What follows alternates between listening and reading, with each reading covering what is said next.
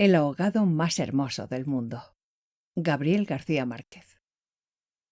Los primeros niños que vieron el promontorio oscuro y sigiloso que se acercaba por el mar, se hicieron la ilusión de que era un barco enemigo. Después vieron que no llevaba banderas ni arboladura y pensaron que fuera una ballena. Pero cuando quedó varado en la playa, le quitaron los matorrales de sargazos, los filamentos de medusas y los restos de cardúmenes y naufragios que llevaba encima. Y solo entonces descubrieron que era un ahogado. Habían jugado con él toda la tarde, enterrándolo y desenterrándolo en la arena, cuando alguien los vio por casualidad y dio la voz de alarma en el pueblo. Los hombres que lo cargaron hasta la casa más próxima notaron que pesaba más que todos los muertos conocidos, casi tanto como un caballo, y se dijeron que tal vez había estado demasiado tiempo a la deriva y el agua se le había metido dentro de los huesos. Cuando lo tendieron en el suelo, vieron que había sido mucho más grande que todos los hombres, pues apenas si cabía en la casa, pero pensaron que tal vez la facultad de seguir creciendo después de la muerte estaba en la naturaleza de ciertos ahogados.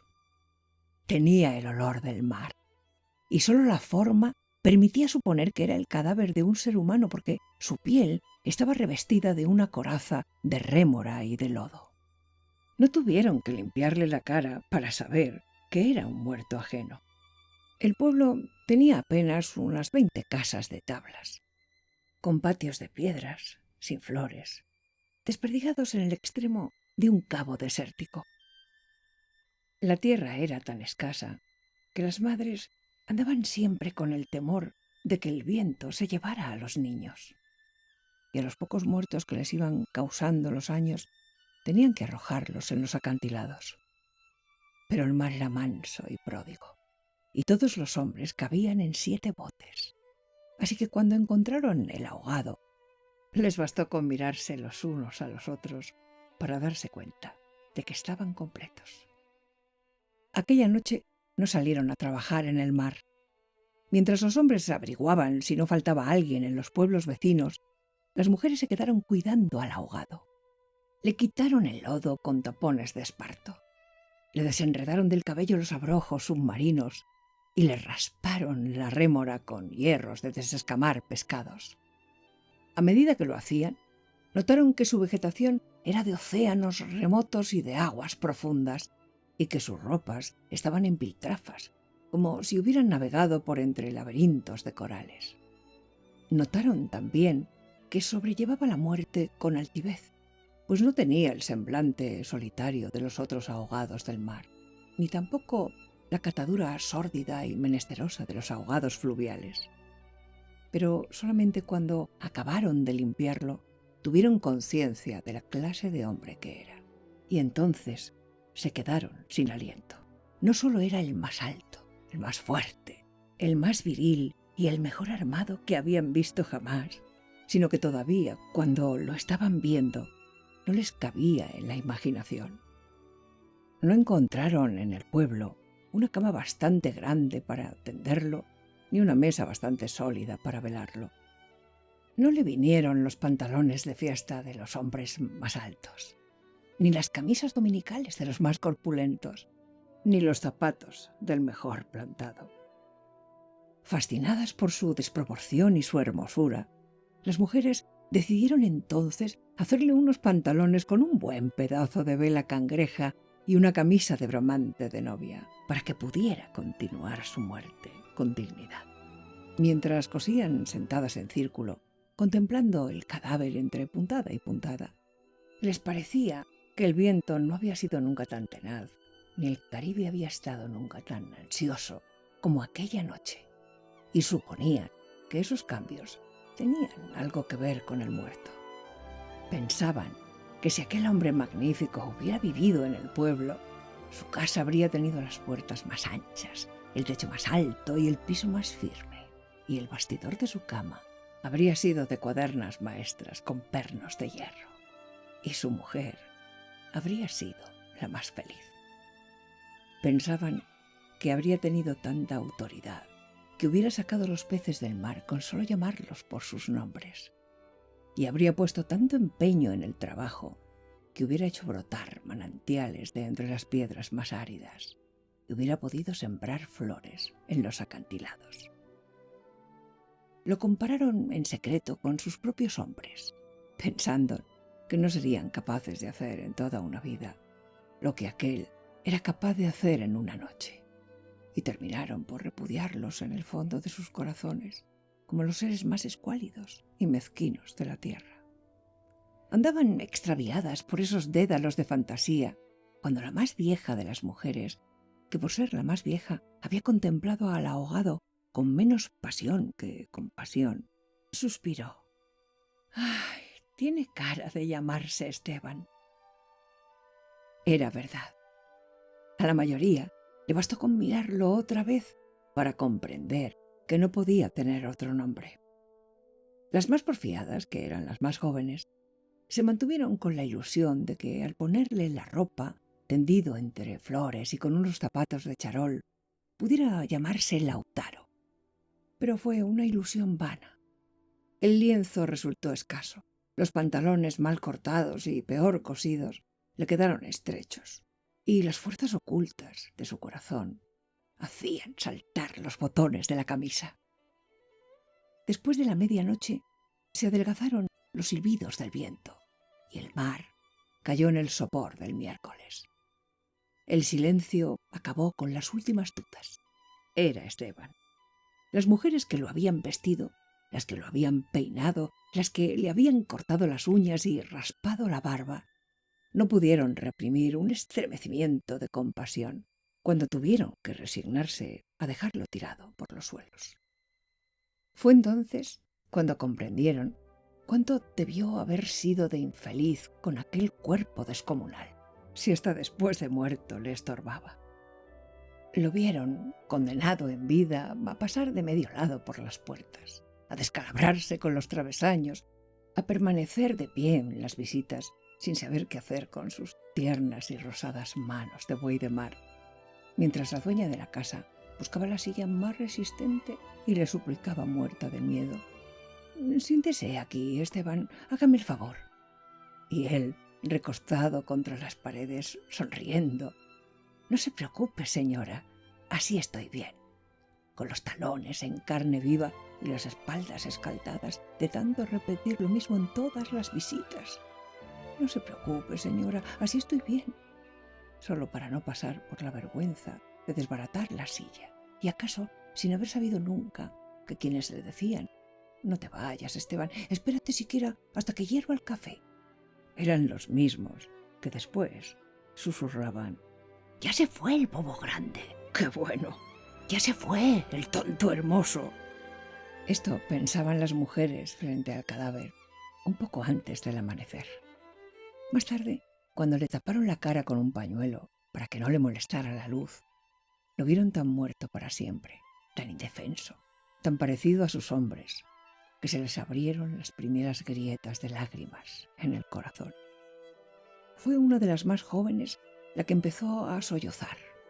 Las otras, alentándose entre sí, pasaron de los suspiros a los lamentos, y mientras más sollozaban, más deseos sentían de llorar, porque el ahogado se les iba volviendo cada vez más Esteban, hasta que lo lloraron tanto que fue el hombre más desvalido de la tierra, el más manso y el más servicial, el pobre Esteban.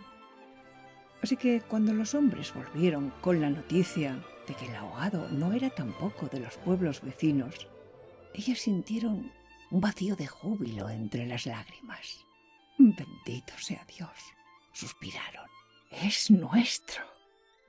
Los hombres creyeron que aquellos aspavientos no eran más que frivolidades de mujer. Cansados de las tortuosas averiguaciones de la noche, lo único que querían era quitarse de una vez el estorbo del intruso antes de que prendiera el sol bravo de aquel día árido y sin viento. Improvisaron unas angarillas con restos de trinquetes y botavaras y las amarraron con carlingas de altura para que resistieran el peso del cuerpo hasta los acantilados.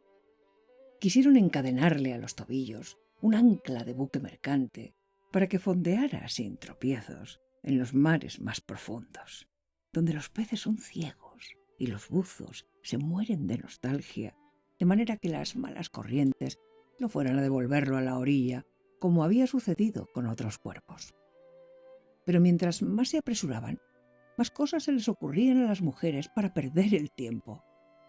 Andaban como gallinas asustadas, picoteando amuletos de mar en los arcones, unas estorbando aquí porque querían ponerle al ahogado los escapularios del buen viento, otras estorbando allá para abrocharle una pulsera de orientación. Y al cabo de tanto: «Quítate de ahí, mujer, ponte donde no estorbes, mira que casi me haces caer sobre el difunto». A los hombres se les subieron al hígado las suspicacias y empezaron a rezongar que con qué objeto tanta ferretería de altar mayor para un forastero, si por muchos estoperoles y calderetas que llevara encima se lo iban a masticar los tiburones. Pero ellas seguían tripotando sus reliquias de pacotilla, llevando y trayendo, tropezando, mientras se les iba en suspiros lo que no se les iba en lágrimas. Así que los hombres terminaron por despotricar que de cuando acá semejante alboroto por un muerto al garete, un ahogado de nadie, un fiambre de mierda. Una de las mujeres, mortificada por tanta indolencia, le quitó entonces al cadáver el pañuelo de la cara, y también los hombres se quedaron sin aliento. Era Esteban. No hubo que repetirlo para que lo reconocieran. Si les hubieran dicho Sir Walter Raleigh, quizás hasta ellos se habrían impresionado con su acento de gringo, con su guacamaya en el hombro, con su arcabuz de matar caníbales. Pero Esteban solamente podía ser uno en el mundo. Y allí estaba, tirado como un sábalo, sin botines, con unos pantalones de 7 mesino y esas uñas rocallosas que solo podían cortarse a cuchillo. Bastó con que le quitaran el pañuelo de la cara para darse cuenta de que estaba avergonzado, de que no tenía la culpa de ser tan grande, ni tan pesado, ni tan hermoso. Y si hubiera sabido que aquello iba a suceder, habría buscado un lugar más discreto para ahogarse. En serio, me hubiera amarrado yo mismo una áncora de galeón en el cuello y hubiera trastabillado, como quien no quiere la cosa, en los acantilados, para no andar ahora estorbando con este muerto de miércoles, como ustedes dicen, para no molestar a nadie con esta porquería de fiambre que no tiene nada que ver conmigo.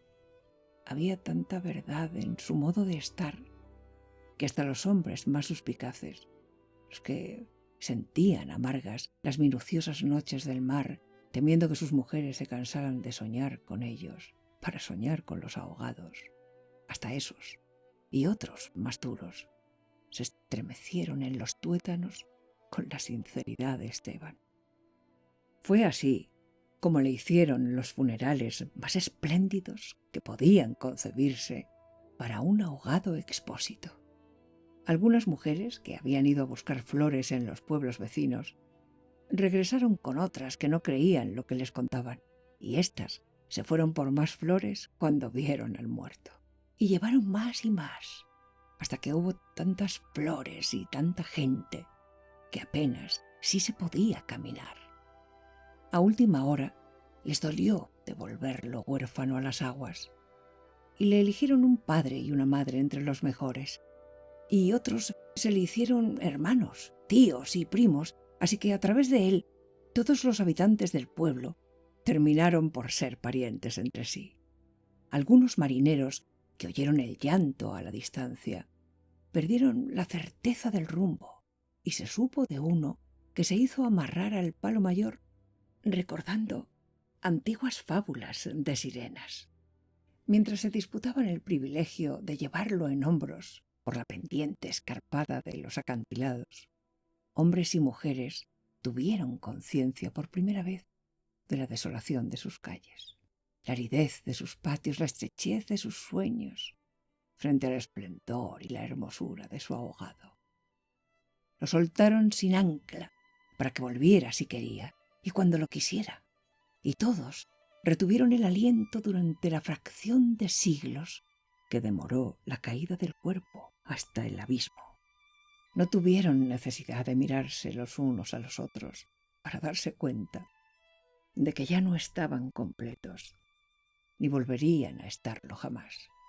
Pero también sabían que todo sería diferente desde entonces, que sus casas iban a tener las puertas más anchas, los techos más altos, los pisos más firmes, para que el recuerdo de Esteban pudiera andar por todas partes sin tropezar con los travesaños, y que nadie se atreviera a susurrar en el futuro: ya murió el bobo grande, qué lástima, ya murió el tonto hermoso. Porque ellos iban a pintar las fachadas de colores alegres para eternizar la memoria de Esteban, y se iban a romper el espinazo excavando manantiales en las piedras y sembrando flores en los acantilados, para que en los amaneceres de los años venturos los pasajeros de los grandes barcos despertaran sofocados por un olor de jardines en alta mar, y el capitán tuviera que bajar de su alcázar con su uniforme de gala, con su astrolabio, su estrella polar y su ristra de medallas de guerra, y señalando el promontorio de rosas en el horizonte del Caribe, dijera en 14 idiomas: miren allá, donde el viento es ahora tan manso que se queda a dormir debajo de las camas. Allá, donde el sol brilla tanto que no saben hacia dónde girar los girasoles. Sí, allá es el pueblo de Esteban.